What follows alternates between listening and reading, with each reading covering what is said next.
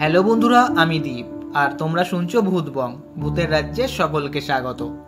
বন্ধুরা, তোমরা আজকে কোভিডের সময় কল্যাণীর জেএনএম হসপিটালে ঘটে যাওয়া একটা ভৌতিক ঘটনা শুনতে চলেছো। ঘটনাটি শেয়ার করেছে আমার সেই ফ্রেন্ড, যে আমাকে অনেক সময় হেল্প করে, এই ভৌতিক ঘটনা কালেক্ট করে দেয়। তো তোমরা তো জানোই সে নাম প্রকাশে অনিচ্ছুক, তাই নামটা আজও নিলাম না। তো বন্ধুরা, আজকের এই ঘটনাটি শোনার আগে যারা এখনো পর্যন্ত ভূতবং চ্যানেলটিকে সাবস্ক্রাইব করোনি তারা এবার সাবস্ক্রাইব করেই দাও, আর পাশে থাকা বেল আইকনটিও ক্লিক করে রেখো, যাতে ভূতবংয়ের ঘটনা আসা মাত্রই তোমাদের কাছে নোটিফিকেশন পৌঁছে যায়। তাহলে চলো বন্ধুরা, আর কথা বাড়াচ্ছি না, কানে হেডফোন গুঁজে নাও, চলো আজকের ঘটনাটি শোনা যাক। তো কি হয়েছে ব্যাপারটা, ও কিছুদিন আগেই কল্যাণীর জেএনএম হসপিটালে গিয়েছিল।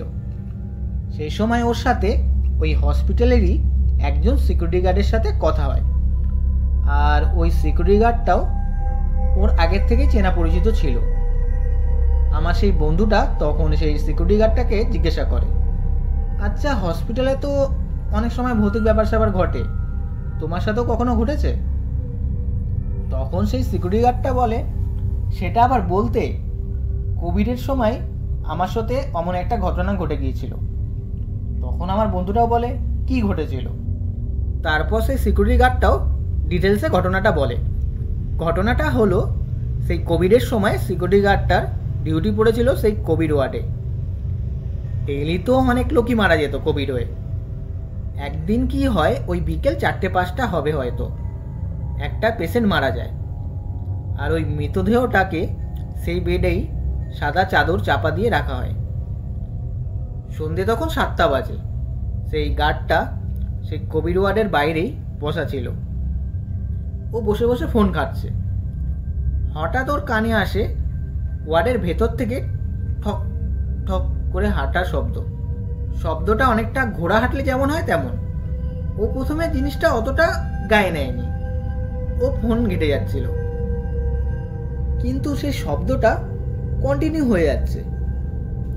ও চিন্তা করে কি হলো ব্যাপারটা, কিসের শব্দ, ভেতরে তো ডাক্তার নার্সও নেই, তো কার হাঁটার শব্দ? ও দেখার জন্য ওঠে। ওয়ার্ডের দরজাটা যেই কিছুটা ফাঁকা করে, ও দেখে সেই পেশেন্টটা, যে কিনা বিকেলে মারা গেছে, সে হাঁটছে। ও প্রথমে ভাবে এটা চোখের ভুল।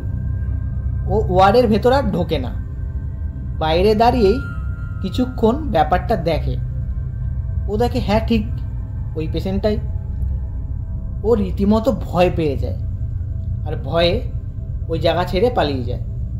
অন্য সব সিকিউরিটি গার্ডদের গিয়ে ও ব্যাপারটা বলে। তারপর 3-4 জন ওর সাথে আসে সেই ওয়ার্ডে। সেই মৃতদেহটা সেই বেডেই আছে, চাদর চাপা দেওয়া। সবাই ওকে বলে, কী রে, কী সব ভুলভাল বলছিস, মিথ্যা কথা বলছিস বেকার, এই তো ডেড বডি। ও তো কাউকে বিশ্বাসই করাতে পারছে না। সবাই ওকে বলে, তোর কোভিড ওয়ার্ডে কাজ করতে ভয় লাগছে, তাই তুই গুজব লটাচ্ছিস।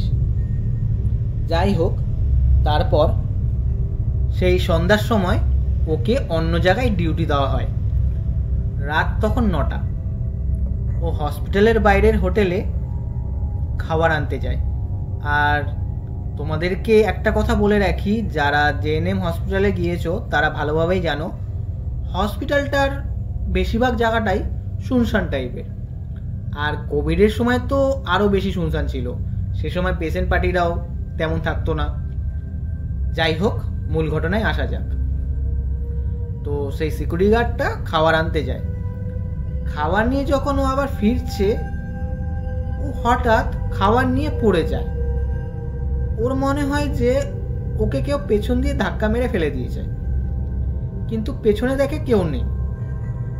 তো কি করে, সেই খাবারগুলো আর তোলে না, আবারও খাবার কিনতে যায়। এবার কি হয়, ও যখন খাবার কিনে নিয়ে আসছে, তখন দেখে ও যে জায়গায় পড়ে গিয়েছিল সেখানে যে খাবারগুলো পড়েছিল, ওই খাবারগুলো একজন লোক বসে বসে খাচ্ছে। লোক বললে ভুল হবে, সেই পেশেন্টটা খাচ্ছে যে বিকালে মারা গিয়েছিল, আর ও যাকে দেখেছিল ওই ওয়ার্ডে। এবার সে সিকিউরিটি গার্ডটা হাতে থাকা খাবারটা ফেলে হসপিটাল থেকে বাইরে বেরিয়ে যায়। ও বাইরে গিয়ে সেই খাওয়ার হোটেলে গিয়ে বসে। ও হাঁপাচ্ছিল বলে হোটেলে সবাই জিজ্ঞাসা করে যে তোর কী হয়েছে, এইভাবে হাঁপাচ্ছিস?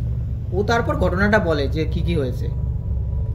ও হসপিটালে ঢুকতেই ভয় পাচ্ছিল, এতটাই ভয় পেয়ে যায় যে ও ঢুকতে পারছে না। শেষমেশ ও অন্য একটা সিকিউরিটি বন্ধুকে ফোন করে ডাকে। তারপর সেই বন্ধুটা ওকে হসপিটালের ভেতর নিয়ে যায়। এই ঘটনার পর ওর খুব জ্বর আর শরীর খারাপ হয়, অনেক দিন ছুটি নেয়। ব্যাপারটা হলো, প্রথমে সবাই ভেবেছিল এটা গুজব, কিন্তু পরবর্তীতে অন্য যারা সিকিউরিটি গার্ডরা ওইখানে ডিউটি পড়েছিল তারাও অনেক কিছু দেখে, মানে এমন জিনিস। আবারও ও যখন ডিউটিতে জয়েন করে তখন সেই সিকিউরিটি গার্ডরা বলে, ভাই কিছু মনে করিস না, ভেবেছিলাম তুই মিথ্যে বলছিস, গুজব লটাচ্ছিস, কিন্তু আমাদের সাথেও এমন এমন ঘটনা ঘটেছে। তো এই ছিল ঘটনা। তাহলে বন্ধুরা, আজকের এই ঘটনাটা কেমন লাগলো কমেন্ট করে জানিও আর লাইক করে দিও।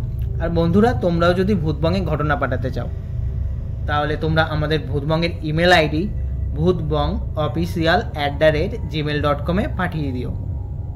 এই ইমেল আইডিটা আমাদের ডেসক্রিপশনও আছে, তার সাথে সাথে আমার ফেসবুক প্রোফাইলেরও আইডি দেওয়া আছে, তো আমাকে ফেসবুকও পাঠাতে পারো, তোমাদের যেটা ইচ্ছা। তাহলে বন্ধুরা, আজকের জন্য এটুকুই। Tata, by.